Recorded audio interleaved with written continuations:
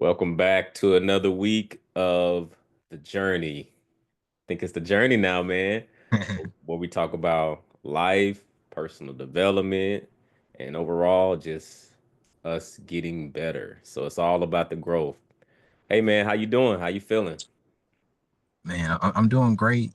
Feeling blessed as always to make it to another recording, man. And I definitely I like this direction we're going and calling it the journey. I found myself excited thinking about it during the week. This has been so consistent. We do this every week, so this week in particular, man, I was just thinking like, man, I can't wait to talk about this on the pod. I can't wait to talk about this. So I'm just excited, man. Yeah. All right, so we're adjusting the format just a little bit. So what I want us to start off talking about is what went well and what's something you may have messed up, like something you messed up. And if you don't have nothing, you don't have nothing, but it can be around money, relationship, whatever. hmm So what So went well for you? What went well for you you this want past? obviously you want the good news or the bad news first. Now I get the what went well. What went well, man? I'll say I took a step towards we always talk about who not how. You sent me that book and I thought that was good. But and then we talked about, health journeys. And so what went well for me this week is that, I set up a consult with a trainer and we consulted. And so now we're gonna get started on Monday. I sent, payment sent and I'm just I just a conversation me and you had recently after recording actually, and I think I asked you, had you ever really made progress in the domain of health without help, without assistance? Have you ever just done it by yourself, solo, DIY, like we like to say? And he was like, no, I can't really think of no time I've done it for a long period of time consistently DIY. So I was like, why do I keep trying to do this DIY? So I see you embracing the trainer. So I was like, you know what? I need to build a team. I need to think about it like from a teamwork aspect. Like this is an important project. And so the same way they say LeBron and them be investing millions of dollars in their body, I'm investing some, you know what I'm saying? And so I add it up at the end of the year. We're gonna see. It might not be millions, but I'm just shifting the way I think about it. It's not like, oh, it cost me, it cost me. I was like, man, it's gonna cost me not to get it. You know what I'm saying? Really. And so beyond that, we're gonna go into what didn't go as well. So Actually, the learning lesson. Because a lot of time it's just, I don't know what it is, but people have a negative connotation like, oh man, that didn't go wrong. It either went well and then you really didn't learn anything from it because it was going well, or you learned something from it. And how you actually know you learned something from it is you note it. Okay, I'm gonna make an adjustment, pivot. I'm aware. So let's reframe that. And what was the lesson that you learned, the experience that you had, and the lesson that you learned from it? that's a good way to put it. Because I wouldn't count it as like, oh, I made a mistake or something went wrong. But this is like you said, this is something I learned this week was, man, my manager put it really well. He said, man, you guys, because there's a group of five of us that got hired at the same time. And he's been managing us and training us. And he's like, man, you guys gotta, not just with me, but period, if you want to succeed, and especially if you want to step into leadership, you gotta start managing up. And I was like, man, that's fun. That's funny to hear my manager say I got to manage up. Usually you hear that from like others, telling you on how to interact with your manager. But what I like about this manager, he's very transparent. He's really focused on our growth. And so what I took away from that conversation was just about being intentional with, especially with me. I'm in sales. So I'm very focused on building external relationships for my company. You know what I mean? I'm very focused on bringing in new business and just developing relationships out external. But it also that conversation also started me to remember, because me and you talked about this type of stuff before, to be just as intentional on the internal side as well. You know what I'm saying? Like in terms of making sure you're visible and just making sure that when it comes time for you to need something, you're not some stranger. Like, who's Keon? What does he need? It's like, oh yeah, it's Keon. We've been talking about this project. We've been working on this, like that type of thing. And so, like, there's just a lot that can come from being very intentional working within the company. And so he made, that conversation, that was a takeaway I have from that. And so that's, even just starting yesterday, I was just going on LinkedIn, like trying to add people and just think more intentionally about the organization that I'm in right now. It's like I said, when you're in sales, you're always in research mode, thinking about other companies. But it's good to just start where your feet is and just learn about where you are. Because I think that's one of the best ways you can figure out how to bring value to the company too. Because how can you know what to bring value if you don't know what they need, if you don't know what's going on, if you're just in your own little silo. And so Oh, that's good. That's good. Okay, okay. Growth, that's what it's about. Uh, so I'll get going with me. For me, what went well? Hey, boy, still making progress in the gym, man. So I'm down. I'm down 12 now. hell Uh, yeah. so uh, everything is going well there. Um, I think I'm gonna put this one on the learning lessons. So one of the things that I did was I I got a new mentor because I think I may have told y'all I started a new role and I got a mentor that's helping me ramp that and this director is not in the reporting structure of where I currently am. So I have an outside person giving me the game on how to navigate within my hierarchical chain, if you will. And one of the learning lessons for me, you just realize there's always still something to learn, and you may know something is happening,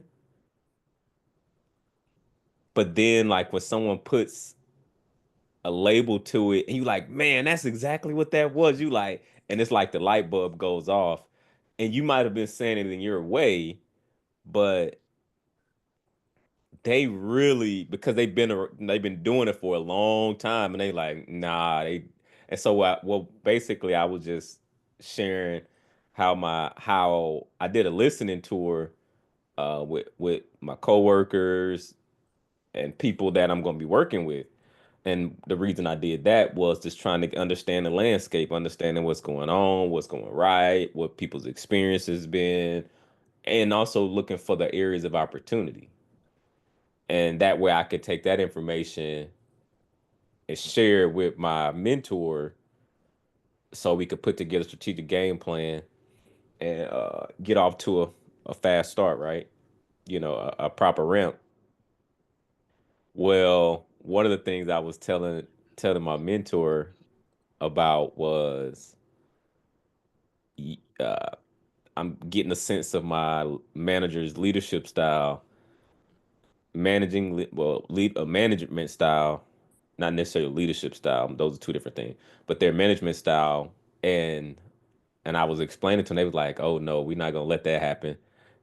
It, because one of the things I learned was, which I knew that was a thing. I always knew that was a thing, but it was the fact that they called it out so quickly. Like, no, we can't let that happen, and not in a bad way. So what? So my manager, they kind of work in different times, and they gave me a preference. They was like, "Hey, just letting you know, no pressure. Like when I get in the zone, I just start firing off a lot of stuff, and y'all you might be offline because we work in different time zones." And one of the things is I did see my manager start firing off a lot of stuff at me. Where in one instance, it's like it's good, but you like okay, but what does all this mean that you firing off at me? Like, is it just like, what, for clarity's sake, what are your expectations from me with you sharing this with me?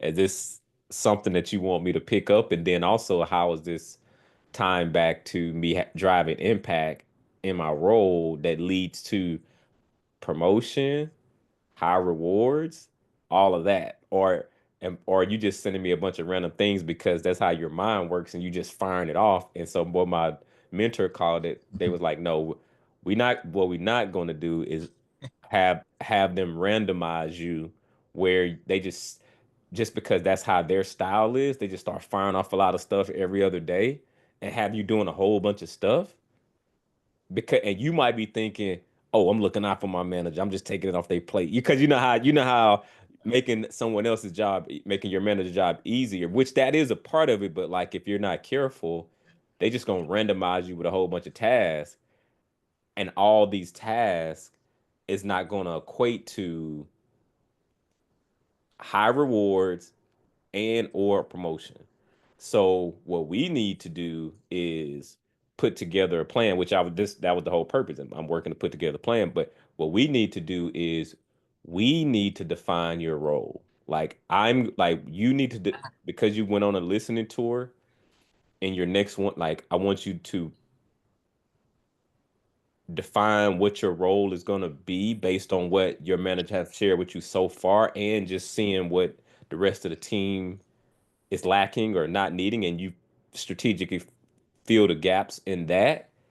But then bring that to your manager and let them kind of massage it a little bit. Because the question that you want to ask when you present it, after you present it, ask what what are your expectations? What are your expectations from based on what you saw? What do you recommend we adjust? And what are the specific roles and responsibilities that are expected of me that's going to give me a clear path to XYZ, whether it be level 10, meaning, you know how in companies they got levels, right? So in level 10, what does that clear path look like? What would you recommend that we adjust? What will we need to add? What will we need to take away? And specifically, like basically getting it down very specific. And so I was like, man, that's good. I was like, man, I'm like, that's good. And that's what say who, not how.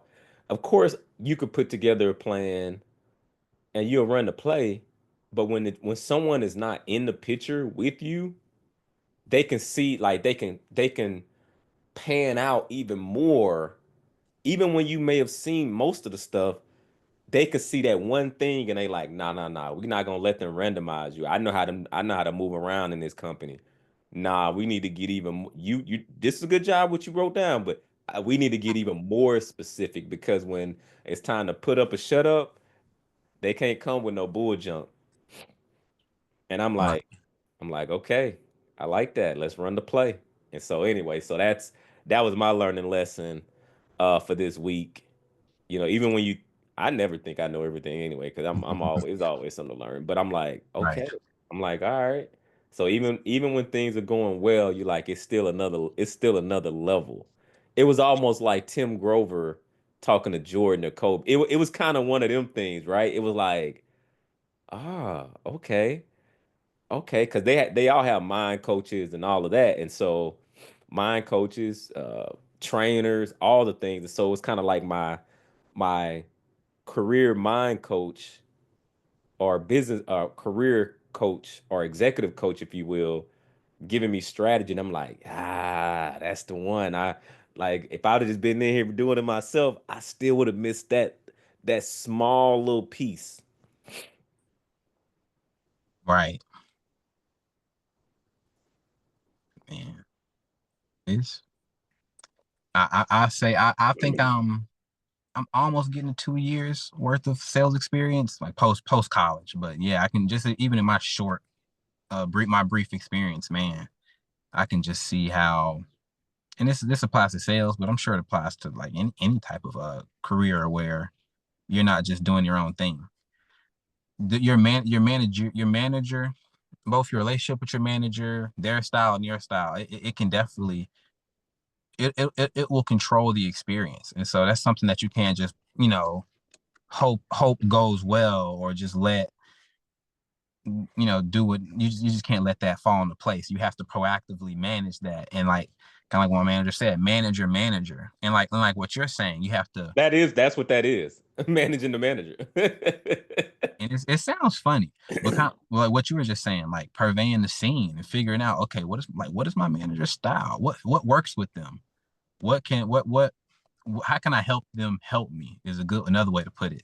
Like you can be in different scenarios, like in different jobs and call for different scenarios, different leadership styles, but definitely not all managers are the same. The same way not all employees or followers are the same. Some managers are younger, some are older. I've had some that are younger, some that are older. As a salesperson, I've had managers who are still selling. That changes things. Don't let them be the top seller.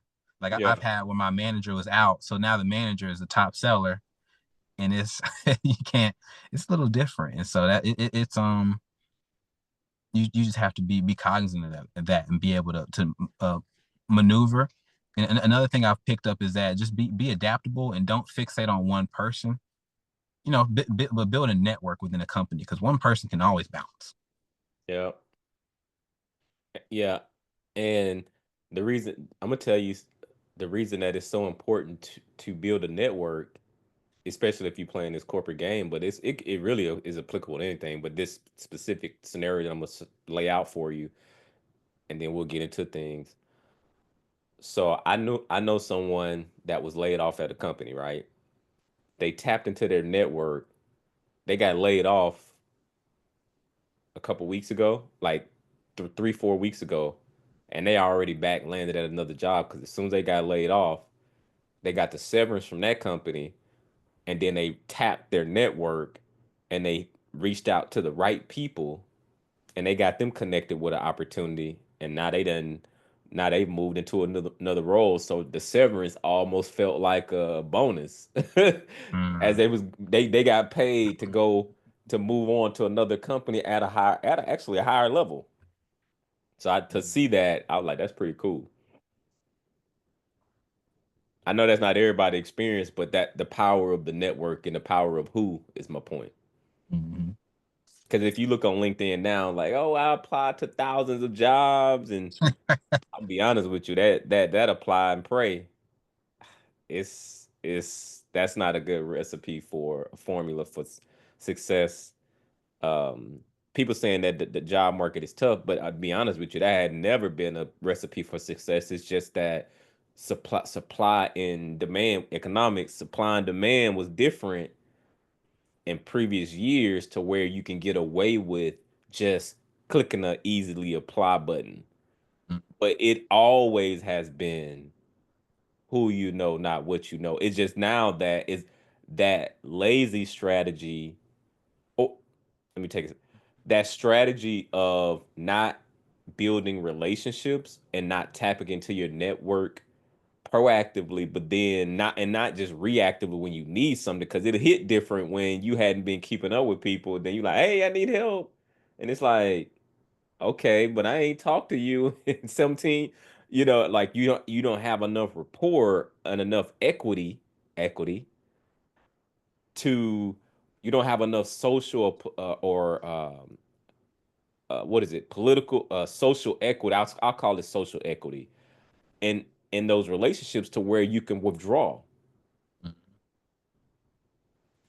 Yeah, and you get caught with your pants down. Really, that's what it is. Either you didn't know it was coming, or you just didn't prepare. And it's regardless of what it is, you can't operate with the mindset of, well, I deserve, and it's just fair. It's right that I get a job. This market don't care about what's right, what's fair. Don't care about how hard you work those 4 years in school. What it cares about is, and this is, I work in staffing, but not even talking from that lens. I'm just talking about from when I was searching for my job, this previous job search.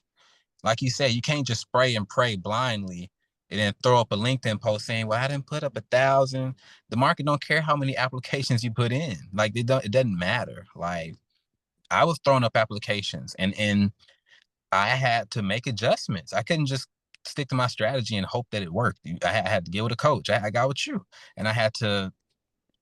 I was applying for one type of job. I said, you know what? Let's look into another type of job. Let's apply to that type of job. And I heard the point is, what they say, insanity is trying the same thing over and over again. We like that quote, but then we'll go like the post on LinkedIn where people are doing the insane thing too. I don't know. All right, yeah, that's real. Now, all right, let's get into it. This ain't got nothing to do with the show. I'm just petty, and I wanted to get a good laugh real quick. This ain't got nothing to do with the show.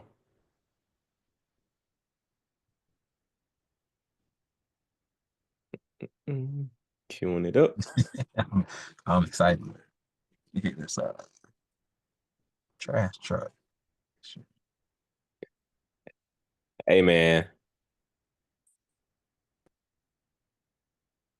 See my screen?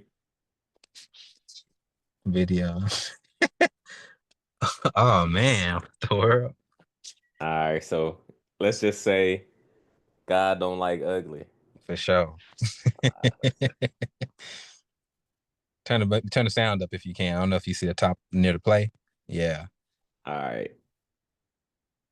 Video shows the moment a wild Karen tried to attack a man's girlfriend.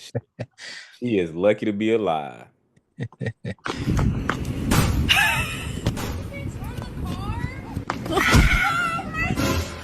You gonna learn today.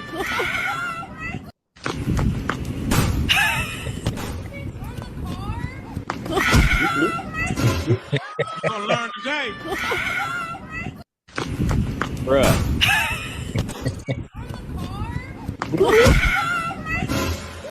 All right, all right, all right, all right. She tripping. See, that's Let me stop. Let me when you stop. doing something you ain't got no business doing, that's what happens. She ain't breaking like that in like 20, 30 years, but oh, your emotions get you in Oh a man. space. Your body got to cash that check that your mouth and your emotions just wrote, and her ankles just they bounced. I don't know. That ain't right. Shoot. Oh man. All right, man. Let me get serious. Let me get serious, man. Let me get serious. Bro, It's funny. that's funny. All right, let me. All right. All right. I told you it was random. It had nothing to do with nothing. That was red. I liked that. That was funny. I don't even know what she did. I don't even know if she landed the strike she tried to throw. It wasn't worth it. That's funny. Boy, your ankle do something like that. That make me want to get in the gym, do some calf raises or something. Shoot, drink some more milk. Man. That was funny. All right.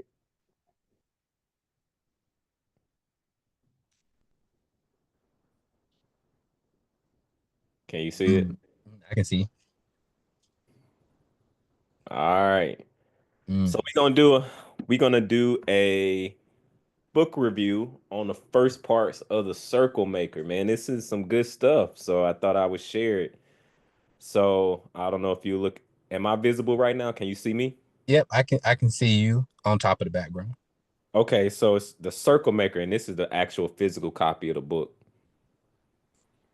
Mm. It's a real good book. It's called The Circle Maker, Praying Circles Around Your Biggest Dreams and Greatest Fears. And so, how bold prayers can unlock your dreams. So, what if prayer could change everything? And so, the story is inspired by the story. This book is inspired by a story of Hani, the Circle Maker. Mm. And just a little bit about Hani, the Circle Maker. Basically, I'm recapping. In the book, it was talking about a drought that was over a town, and Hani drew circles and refused to leave until it rained. And so essentially what they were doing was talking to God and praying to God about, excuse me, the rain. And God answered because of the bold and persistent prayer. Mm. And some scriptures to some scriptures to look at that dives in that is Luke 18, 1 through 8. And I'm not going to read all that. Uh, Luke 18, chapter 1 through 8. And it's just talking about the persistent widow. And so you can look into that. And then the book of James, chapter 5. The book of James, chapter 5, verse 16. All right, give me a second. I'm going to do James real quick just because it's one. You know how when you go to church they be giving you all these scriptures and you get overwhelmed. You like, man, you give me too many scriptures, man. Let's just do one. Actually, it'll probably be better if I just I'm just laughing, thinking about how pastor always be like, nah, that's in the New Testament or that's in the Old Testament to somebody. That's Yeah. funny. But, yeah. I'm trying to get out of this. Right. Okay, so I'm gonna stop sharing just real quick because I think it'll be helpful to also um da, da, da, da. I probably what I should have did was this is what I should have did. Yeah. Let me go back. I'm gonna share my actual entire screen, and hopefully I don't make it look weird, but I just want to do it that way Mhm. just because you can. There we go. Can you see it? Yeah, I can see. I think it looks good. Mhm. All right. So we're looking for James 5:16.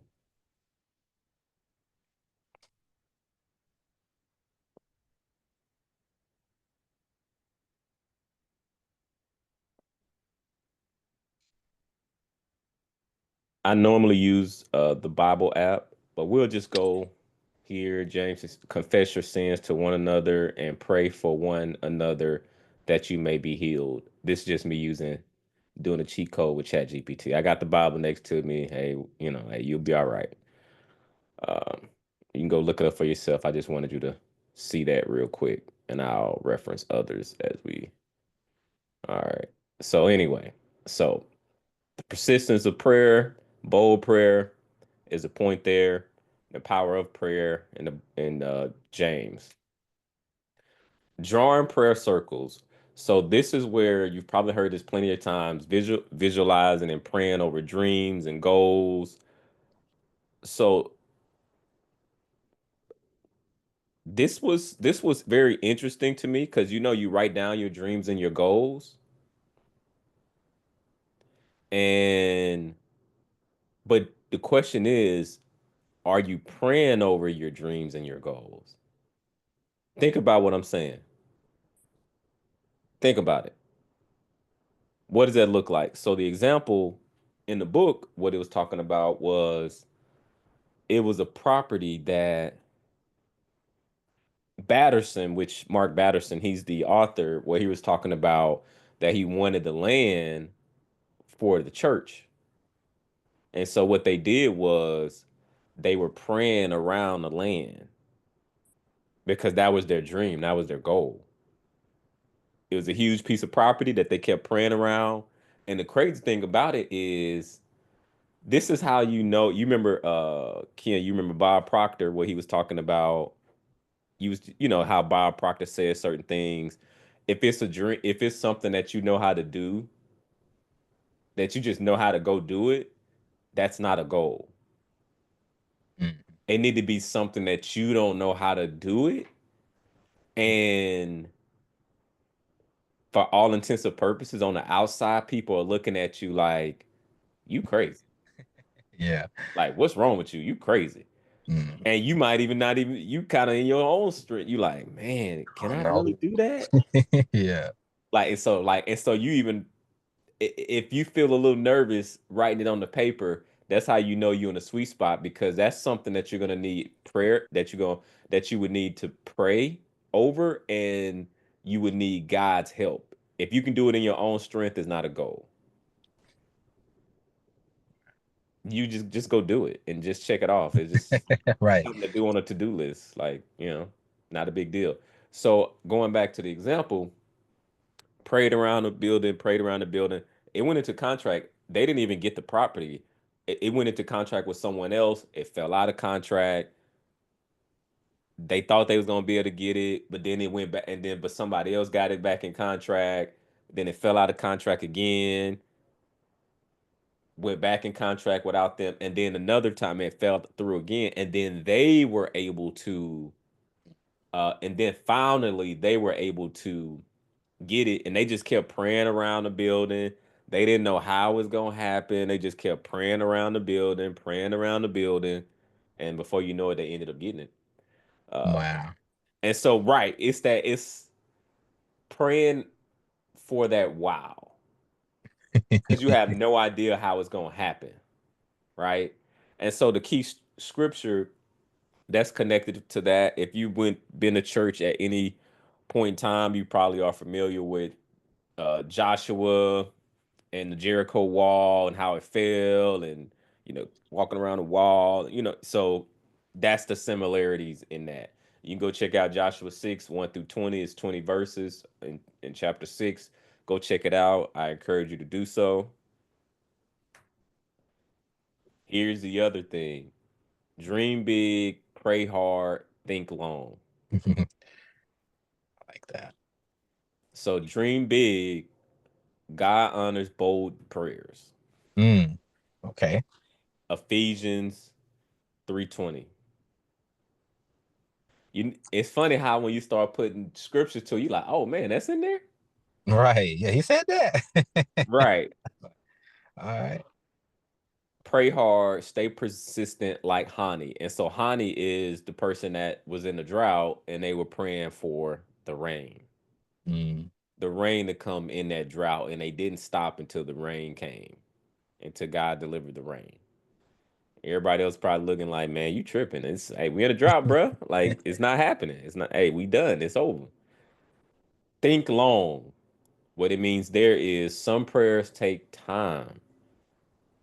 So think about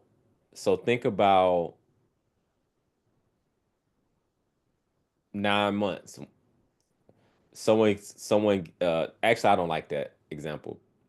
Think about a farmer when they plant the seeds. They water it. They water it. They water it. They're not like the next day looking like, what a plant at? Right. You know what I mean? Like, they plant the seed. I mean, and so they planted the seed and they watering it. And just from a metaphor standpoint, you watering it, let's just say that's your prayers. You're praying over the seeds, and you're praying and you're watering it, the seeds with your prayers, and just allowing the natural gestation, the process that it's going to take, that the harvest is going to come. Now, I think it is worth going to Habakkuk 2, 2-3. Let me exit out of here. Figure out how to exit up out of this thing for a second. That's the only thing. Whenever I go into the full mode, it doesn't allow me to. How do I pause this? Okay, so we going because I think it's worth. I don't know how do I get up out of here? All right. So I'm gonna just stop it real quick because it does that. I don't know. All right, so I want to go here. We're just gonna switch back and forth. We're just gonna make it do what it do. So we're gonna go to.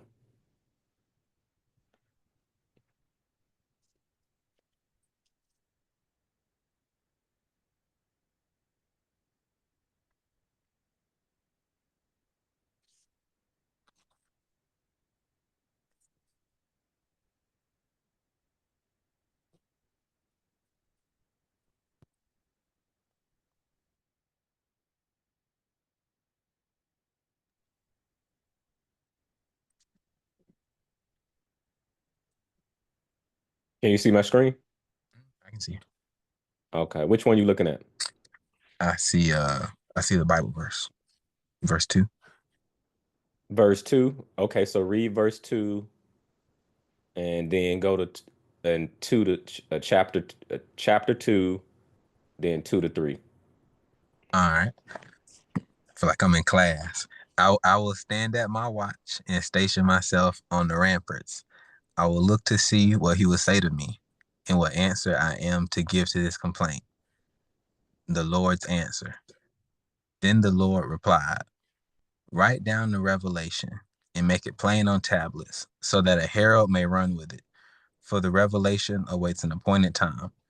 It speaks of the end and will not prove false. Though it linger, wait for it. It will certainly come and will not delay. There it is. I'm glad I ain't mess up. You have me read in class and you mess up. But no, this is wow. That was now. Yeah. So now putting it back in context, you can see the PowerPoint again. Not yet. I still see the Bible verse. Write down. Said write it down and make it plain. So what? So now when people say, "Oh, write your goals down," that's make the connection there. Mm. Although it may appear to tarry, it won't tarry. It might feel delayed, but it's coming.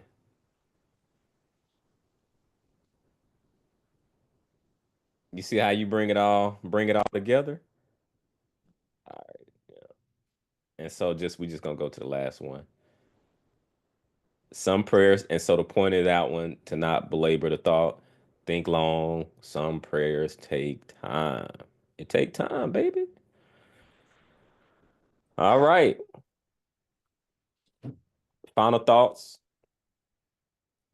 So we got bold prayers lead to bold results. Wow. Start drawing your prayer circles today. And hey, share your experiences in the comments is what I'm gonna recommend. If you've had any bold moments where you're like, man, only God did that. Like me and God worked together on that one, but he came through. Like he needed me to do my part, and I did what I needed to do by believing, by dreaming big, by praying hard, by thinking long, and it came to pass. All right. So in the next week, what we're gonna cover is here we go. Why prayer alone isn't enough. Mm. Facts. I think that's the part that used to always trip me up and why I got jaded when it came to church. Mm. Faith plus action equals breakthrough. I'm gonna repeat those two. Prayer alone isn't enough. Faith plus action equals the breakthrough.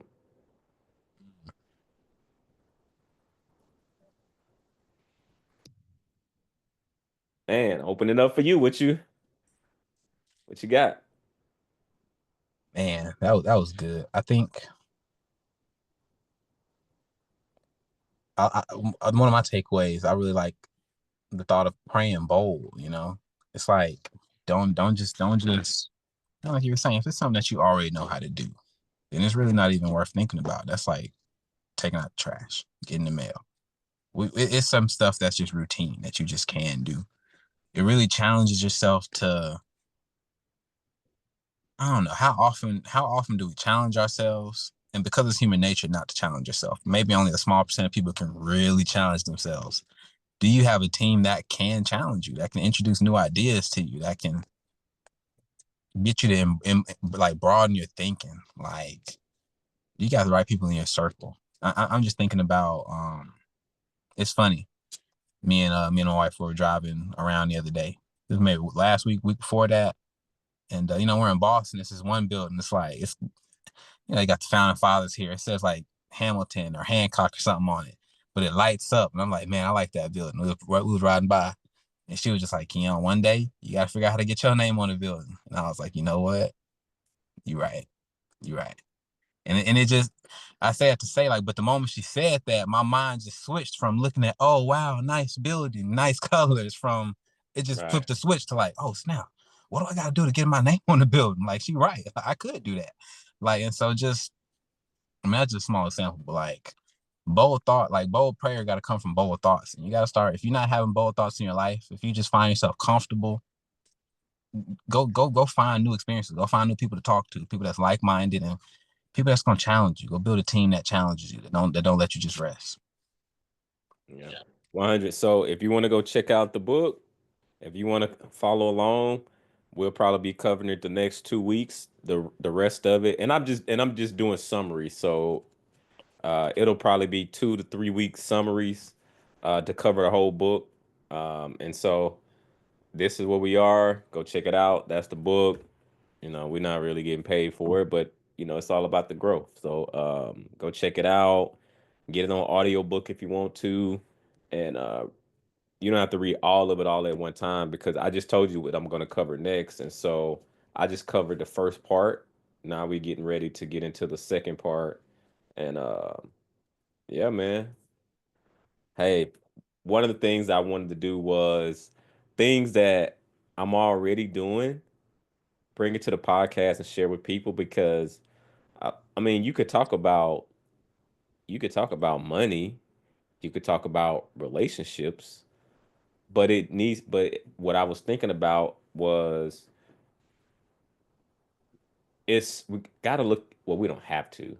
I wanted to look at things from a holistic standpoint. It's because all these things are intertwined in our lives, and all of them require growth. All of them require having faith. All of them require you getting better, you leaning into growth.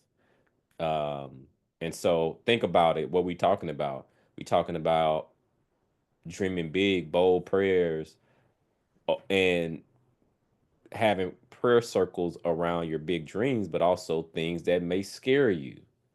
Mm. But what it's really telling you is, hey, you're not alone. God got you. You just got to trust and pray around that thing.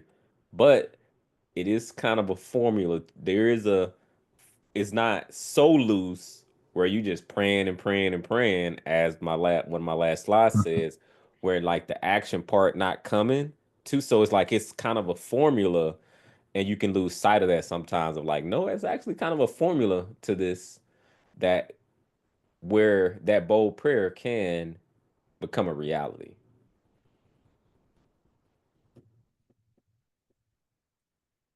Closing words for the people. Man, just start praying if you're not already. I know even I'm glad we talked about this today. Even for me recently, like you said, you hear words and you kind of they got these connotations to them. And growing up, I just hear prayer, but I didn't know what that was. I thought it was just talking, but I just realized that it's so much more. And it's really just speaking life. It's what you put into it. You know, people say that about certain things. It really is. You get out what you put in. So I just start and stay tuned in to figure out how not to just be stuck on prayer though. That's not the point. But that's a good place to start if you're not already praying. So Yeah. Well, make sure y'all like, comment, and subscribe. Y'all like the direction it's going. Keep rocking out with us. I think we finding our flow. We gonna carve out our own lane because we doing life, and that's why it's a journey. It's a journey. Sometimes it takes time. Not sometimes. The things that are worth it takes time. oh yeah. And it takes time. And so we don't have no quick fixes over here, any of that. And if you want that, it's probably time to do a reflection in the mirror because um, you may have some more inner work to do, and that's okay. I've been there. I done got caught up in get quick, get rich quick, and but I realized I had to double back, and I spent money that I didn't really, I wasted money on trying to solve something quick. When yes, sometimes there's some things you can take care of real quick, and sometimes you got to put that thing in the oven and let it bake, and you can't microwave it. Yeah. But until the next time, we'll see y'all next week, and y'all have a great upcoming week. Make sure you like, comment, subscribe. We out.